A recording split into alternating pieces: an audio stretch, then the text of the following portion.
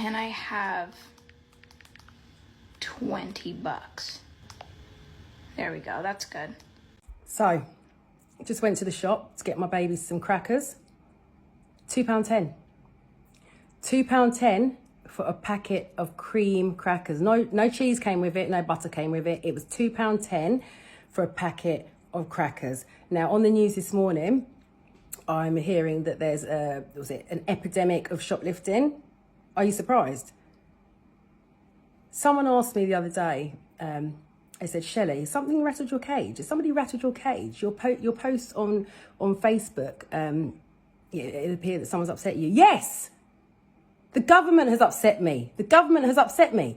It's not about local politics. This is about big time politics. Like, what is going on here? People are being brought to their knees. They can't afford heating. They can't afford food. It's not a cost of living crisis. It's a cost of greed crisis. There's no way, there's no reason why crackers should cost £2.10. Has anyone noticed that it's literally becoming impossible to live a normal life because of the inflation that's going on? Literally, our rent payment used to be $800. 2 bedroom, 2 full bath. $1,400. $1,400 is what we pay now. Used to be $800 just a few years ago, and now it's $1,400. Go figure. My auto insurance, gone up 28%. Again, go figure. Inflation. Don't let me forget to mention electric bill, $300. For what? For what? It's ridiculous. It's crazy. Now, the icing on the cake, I feel like I go to the grocery store. Okay, I go to Kroger. I feel like I go in there with $100 and I come out with a gallon of milk and 2 pieces of toast, and not even the good pieces of toast. You know, like the end pieces. That's what I come out with. It is dumb what is going on. How has inflation affected you guys? Because, again, the rent used to be $800. Now it's $1,400. $300 electric bill. Like, seriously, guys? Like, this is stupid. This is what's been going on in America. Inflation. Have landlords lost their minds? My roommate moved out a few months ago, so I currently live in a 2-bed, 2-bath by myself. And the price that I am paying for rent for a 2-bed, 2-bath with 2 parking spaces is the same amount of money I would be paying for a studio in Los Angeles, California. I feel like our whole perspective is warped because I hear people talking about, oh, I found a studio for $2,000. What a good deal. I just can't even process what is happening with rent costs in LA and also around the whole country. How is anybody affording rent? How? Morning, guys. It's been a minute. You know, I was seeing a lot of videos of people in South Africa complaining about the cost of living and the cost of living crisis and how expensive things are. And as a lot of you know, I recently immigrated to Australia. But it's not just in South Africa where things are tough at the moment. In fact, I think that a lot of things in South Africa are actually better because it's cheaper. It's designed to be more convenient for you as consumers. Maybe the cost of living in Australia is insane. I've lived here for a year, and in April it used to cost me $74 to fill up my car. It is now costing me over $100 to fill up my car. Rent is insane. I live in Canberra, and to pay $470 a week for rent is considered cheap. Mind you, that is now a very small 1-bedroom or very, very small 2-bedroom that you're paying that amount for. And don't even get me started on the childcare. It's scarce in Australia and it is fucking expensive. If it wasn't for the government subsidy, I was gonna have to pay about $80 or more a day just for before and after school care, and that is considered to be on the cheaper side. Immigrating is not easy, guys. It may look amazing, it may look glamorous and great, but it's not easy. Because if you think about it, you are starting over, you are starting new in a country, in a different country. And there's a possibility of you not having family in that country. So you basically can't even take a child to stay with your parents or any family members. If you need a day off, you need to get a babysitter, which costs money. If I want a few hours off, and this is just 4 hours off, I have to pay $150 for a babysitter for those 4 hours, and that is considered to be on the cheaper side. You know, South Africa is just in its own bubble. I really miss home a lot. And even though my daughter is doing amazingly in school here, and even though she has a lot of more safety here in Australia, I sometimes wish I didn't immigrate because I really miss home. Mind you, I immigrated because I got bored at home. The opportunity presented itself. So don't ever immigrate for those reasons. But South Africa is literally just in its own bubble, and one does not appreciate home until you leave it. Because trust me, not everything is peaches and roses in these first world countries. They struggle too. And often they struggle more than we do in the developing countries. Anyway, have a good day. Okay, I'm going to make a little bit of a longer video this time. But I think, like, you know, I can't afford to live here anymore. I have like a falling down 1-bedroom that I pay $13.50 a month for. That's a lot of money to me. And in Seattle, I am pretty much like living paycheck to paycheck, whereas in a lot of other places I would be living pretty well. But of course that's changing, right? Because a lot of cities are just getting more and more expensive and pushing people out. Especially with like remote workers and stuff like that. And I'm not on here on TikTok like claiming that I know anything or that I have answers to anything, but I am on here saying that it doesn't feel right. Like, there are so many beautiful things in this city, so many beautiful places, and it doesn't feel right that we can't all enjoy them and we can't all afford to live in a place like this. And also, you know, living amongst this environment where there are just like so many beautiful houses, nice cars, etc., it really makes me feel like I need to have those things. Like, I need to have a bigger house, I need to have a nicer car, I need to buy more things. When actually, like, I don't need those things to be happy, and those things like ultimately aren't going to bring me happiness. It's my relationships and how fulfilled I feel with my work and all of that that's going to make me happy. And, you know, I've just been thinking about these like outbidding wars that people get into, buying houses where they're just like paying hundreds of thousands of dollars over the asking price so that they can get a house, and just all this money that people have, and what it means to spend that much money on a house when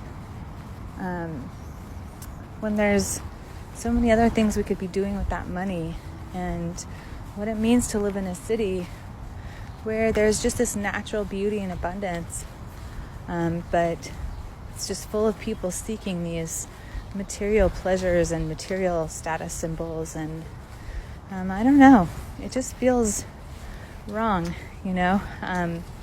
Anyways, I went to Florida to go see my new school. It's in Tallahassee.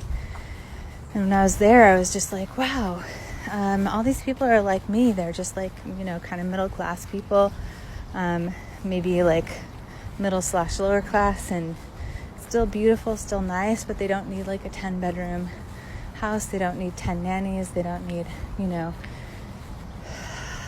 all this stuff. And I don't know, you know, like I said, I'm not saying I know the answers to any of this, because I don't, but I'll say it again, that it just feels wrong that people can't live here, and that there are so many homeless people sleeping on the sidewalks, and that I can't afford to live in my hometown anymore. It doesn't feel right. It doesn't feel right at all. So I just got off working both my jobs today, 12 hours. And I have things I gotta do here at the house to catch up on, because I wasn't home all day. I've been gone since 8:45 this morning, and it is now after 10 o'clock. I had to have cereal for dinner because I didn't have time to even throw something in the crock pot this morning, or my Instapot.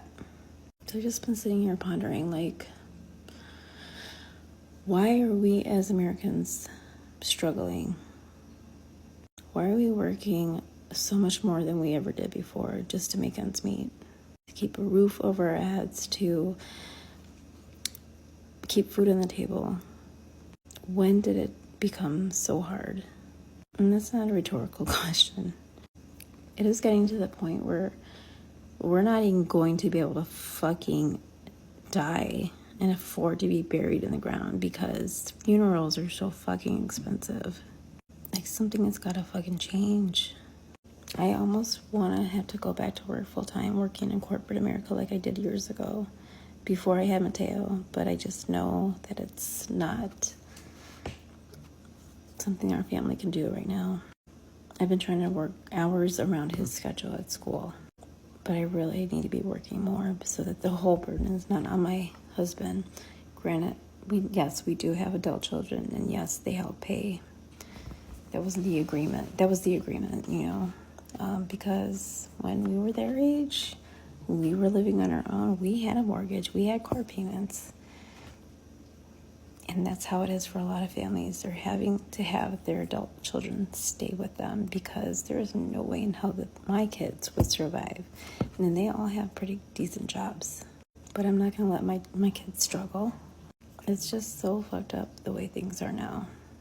We need to get back to how things used to be, where I'm not spending $400 a week on groceries. And I'm a pretty savvy bargain shopper, and I use my discounts and the apps, and like this week is Circle Week. I did a lot of my grocery shopping, and I still have things on my list or things that we are out of now that I have to get tomorrow. So I'm probably gonna be dropping at least another $150, and it fucking sucks. We don't have car payments. We don't have credit card debt. We haven't been on a fucking vacation in years. Like, it just sucks. And I know that there's other families that are in the same boat that are just like, what the fuck is going on? Like, why are we struggling? I went off the struggle bus, guys, and I know a lot of you guys do too. And I'm sure for a lot of families, this is just how it's been for years, where both parents are working full time. But I just don't want to do that. I don't want to miss out on things with Mateo. I want to be here. I want to be able to greet him on the bus every day. And if I could go back to work full time, that's not going to happen. But if I want the benefits and health insurance and all that fun stuff, because my husband's job doesn't give him that. It's there, but he would have to pay like $800, $900 a month out of his check just to have insurance. Like, no. So I don't know.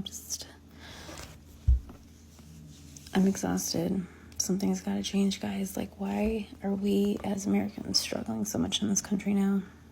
Who can answer me that question? Because I want to know. We need to change things. We need to get things back to the way it used to be. My dad, for God's sakes, my dad didn't retire until a couple years ago, and he's 73. The man should not have had to work as long as he did, especially when he has a pension from the Navy for being in it for 20 years. It's just insane. So I don't know what the point of this video is. I guess I'm just venting. But I also know that there's so many families that are feeling the same. That spending fucking hundreds of dollars a week on groceries is just... We can't keep doing this, guys. We can't be busting our asses the way we're doing this now.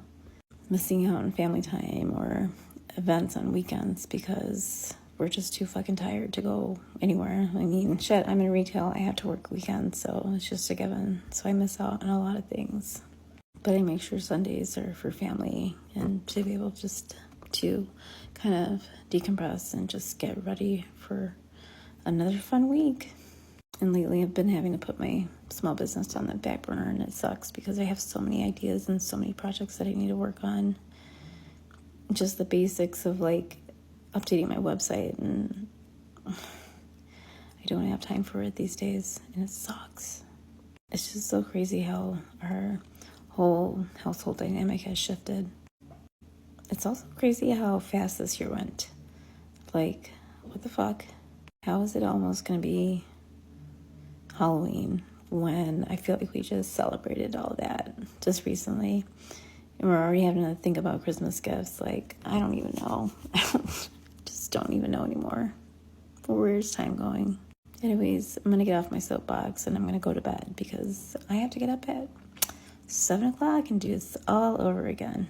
One of my best mates is literally in a 2-income household and is struggling to pay rent. And he's not even living in the city. I guess hearing from him, knowing that he has a good job and he earns a good amount of money, that there will be so many people out there struggling at the moment. And it really makes me frustrated knowing that this is happening when big companies who sell items in Australia like Apple or big mining companies that export a heap of Australia's resources are paying zero to little tax. A little over a year ago, I was also feeling it when I was working in Melbourne and I was earning a really good salary, but it still felt like because of inflation and the price of everything was going up, that if I wanted to do the ordinary things like go out for a couple of beers or enjoy a dinner or anything at all that was extra, it would end up chewing through my weekly budget. I mean, since when did earning above average mean you lived paycheck to paycheck? 6 months ago, I was let go from my job, so I decided I would travel around and try and make money online. I quickly realised that it wasn't that hard to get into, and within 2 months, I'd replaced my old income. In 3 months, I exceeded it, and now I earn 3 to 4 figures per day, and I teach people how to do the exact same thing.